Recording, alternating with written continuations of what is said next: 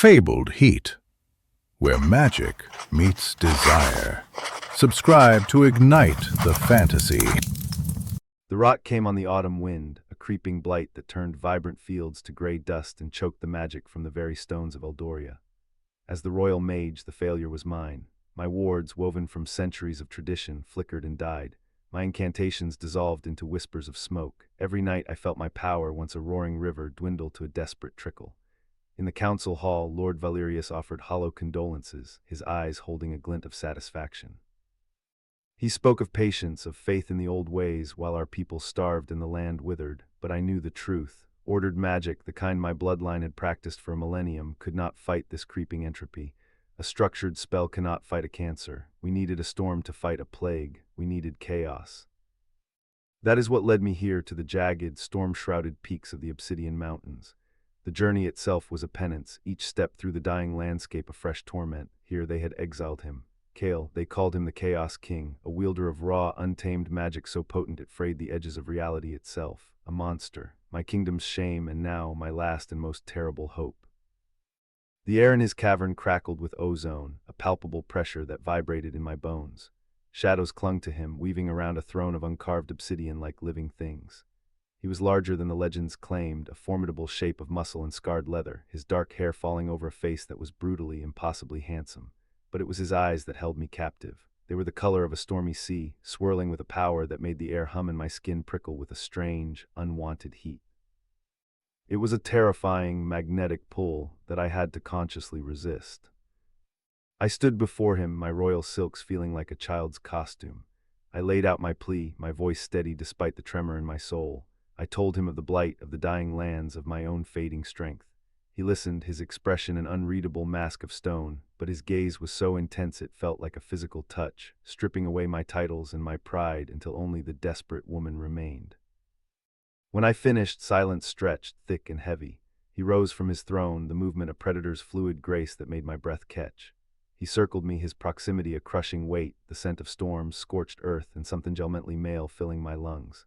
I could feel the untamed magic radiating from him, a wild song that called to a forgotten, primal part of my own core. He stopped directly behind me, his voice a low rumble against my ear that sent a shiver racing down my spine. "You ask me to save the people who cast me out," he murmured, his breath a warm shock against my skin, "to save the kingdom that branded me a monster." He moved to face me, his eyes dark with something more than just power. "My help has a price, little mage, not gold, not land." I held my breath, my heart hammering against my ribs. What is it? He reached out, his calloused fingers gently tracing the line of my jaw, a touch that was both a threat and a caress. A bolt of heat shot through me, sharp and consuming. "I want a bond, a magical tether that will tie you to me irrevocably. Your order to my chaos, your body to my will, your soul to my own. Accept and I will save your world. Refuse and I will enjoy watching it burn." His words hung in the charged air, a vow and a threat wrapped in one. To bind myself to him, to this maelstrom of a man, was utter madness. It was surrender on a scale I could barely comprehend. But the images of my dying people, of the gray dust that was once Eldoria, left me no choice. I met his stormy gaze, the flicker of savage triumph I saw there making my stomach clench. I accept. The word was barely out of my mouth before he claimed his price. The bonding was not a ceremony of gentle light, but a violent, intimate claiming. He drew me flush against his hard body, his hands firm on my waist, and my magic, what little I had left, rose instinctively to meet his. It was like a candle flame touching the heart of the sun. His power surged into me, raw and overwhelming, a tempest that threatened to shatter my very being. I cried out, my fingers digging into his powerful arms as the torrent poured through my veins. It was agonizing, yet beneath the pain was a dizzying, forbidden pleasure, a feeling of being filled, of being seen in a way I never had before. His scent, his strength, his chaotic energy, it all became a part of me.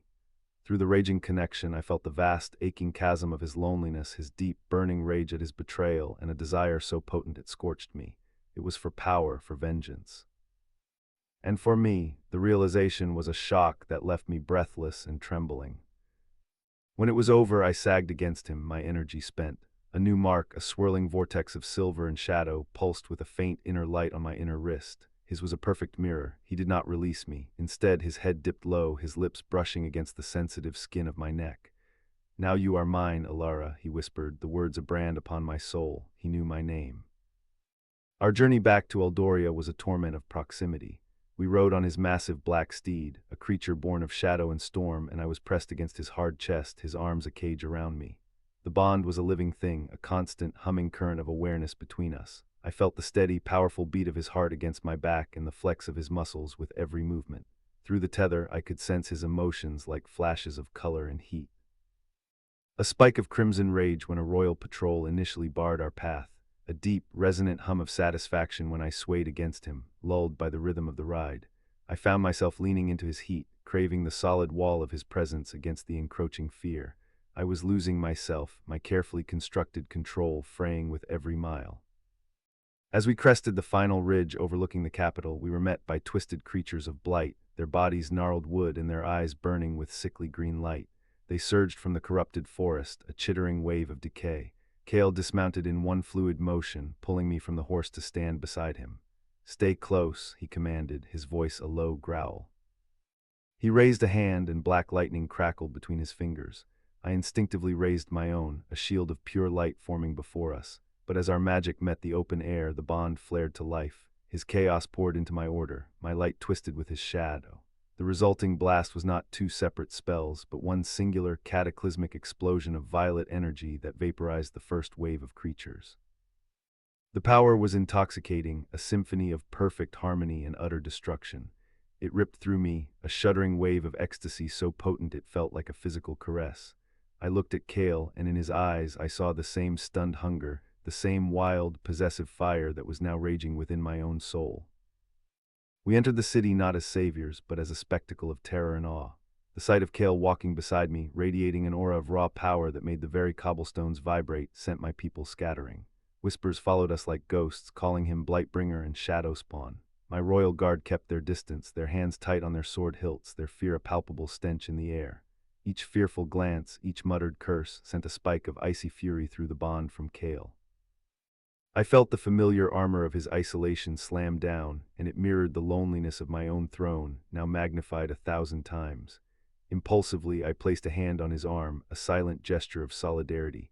I felt the rigid tension in his muscles ease just a fraction, a silent acknowledgement that passed between us. The council chamber was even worse. Lord Valerius, my senior advisor and the man who had championed Kale's exile years ago, looked at him with unveiled loathing. "You bring this monster into our sacred halls, Alara," he spat, his face pale with fury. "You would doom us all by consorting with this accident of magic." "He is our only hope," I retorted, my voice ringing with a strength that was not entirely my own. It was Kale's power, borrowed through the bond, fueling my resolve, a hope you were too proud and fearful to seek. Later that night we stood on the balcony of my private chambers, the blighted parts of the city glowing with a faint, sickly luminescence below. The tension between us had coiled into a tight, vibrating wire. He had been so silent, a storm gathering just offshore. I could feel his turmoil through our connection, the bitter memories this place held for him churning like a dark sea. Without thinking, I reached out and took his hand.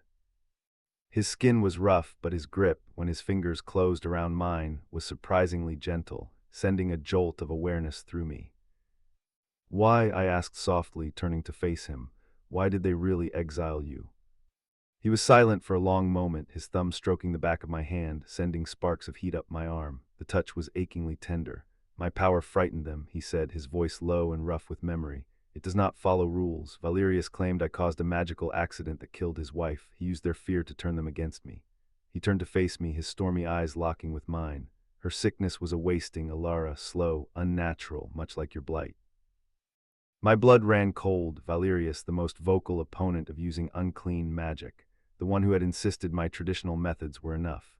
The pieces began to click into place, a cascade of memories, his subtle manipulations, his hunger for influence, his dismissal of my concerns. It formed a picture of betrayal so profound it stole my breath. It was him. He had orchestrated all of it, the exile, the blight. All to consolidate his own power by eliminating the two mages in the kingdom stronger than himself, Kale and me. I opened my mouth to speak, to share the terrible shape of my realization, but a sudden wave of nauseating lethargy washed over me. The silver mark on my wrist flared with black, corrosive energy. Kale swore, stumbling back as his own mark burned. The torches in the room sputtered and died, plunging us into darkness as heavy stone doors slammed shut, sealing us in. "A pity," Valerius's voice echoed from beyond the stone, dripping with triumph. The Chaos King's magic is so volatile. I'm sure no one will be surprised when it consumes you both in a fatal accident. The curse hit the air like a physical blow, thick with the smell of grave dust and decay. It was a living spell, a parasite designed to latch onto magical energy and gorge itself into an uncontrollable frenzy. And Kale, my Chaos King, was a feast. I watched in horror as he staggered, a pained grunt escaping his lips as the curse twisted his power against him. Black lightning arced from his body, striking the stone walls and leaving sizzling scars. He was becoming a conduit for the very destruction Valerius had planned, a storm trapped in a bottle with no escape. Kale, I shouted, trying to move towards him, but the air was a wall of force pushing me back. The curse was isolating him, turning his own power into a cage. It's too strong, he gritted out, his eyes blazing with a terrifying, untamed light that was no longer his own. It's twisting what I am. Stay back, Alara. It will consume you too. But I wouldn't. Through the bond, I felt his panic, his primal fear of losing control, of becoming the monster they always said he was. And beneath it all, I felt his desperate, unspoken plea not to be left alone. Not again. That plea gave me strength. I pushed through the oppressive magic, my every step an act of will. When I finally reached him, I did not try to counter his power. I wrapped my arms around his waist, pressing my body against his, an anchor in his storm. Don't fight it alone, I whispered against the frantic thunder of his heart. Let me in, trust me. For a moment he remained rigid, a battle raging within him. Then with a shuddering exhale he surrendered. He lowered his head, his forehead resting against mine. He opened our bond completely, dropping every wall, every defense. His raw, chaotic power flooded me, but this time I was ready. I did not fight it. I guided it, my own ordered magic weaving through his, not as a dam, but as a riverbank, giving his torrent shape and purpose. We were no longer two mages. We were one entity, a perfect fusion of order and chaos. He wanted a storm, Kale murmured, his voice a low vibration that I felt in my very bones. Let's give him one. He tangled his fingers in my hair, tilting my head back. His mouth crashed down on mine. It was a kiss of lightning and desperation, of pent-up longing and shared power. It was everything. The passion ignited the magic between us, turning the curse's energy into our fuel. We weren't just channeling the spell, we were devouring it. The power built and built, a supernova contained within the circle of our arms, until with a shared cry we unleashed it. A wave of pure incandescent energy erupted from us, shattering the stone doors and blasting a stunned Lord Valerius off his feet. In the sudden, ringing silence, we stood gasping, still clinging to each other. The curse was gone, the air was clean. Guards rushed in to find Valerius sputtering amidst the rubble, his dark amulet cracked and smoking. The truth was undeniable, written in the terror on his face. Later, after Valerius was secured in the dungeons, Kale and I stood on the balcony once more. The sickly glow over the city was receding, replaced by the gentle light of the moon. He took my hand, his thumb tracing the swirling mark on my wrist, now a calm, steady silver. It was no longer a chain, but a promise. The blight will fade now, I said softly. And what of us? He asked, his stormy eyes searching mine. I stepped into his embrace, my choice as clear and absolute as the stars above. You are no monster, Kale, you are a king. I tilted my head up, my meaning clear. And a king needs a kingdom, he needs a queen.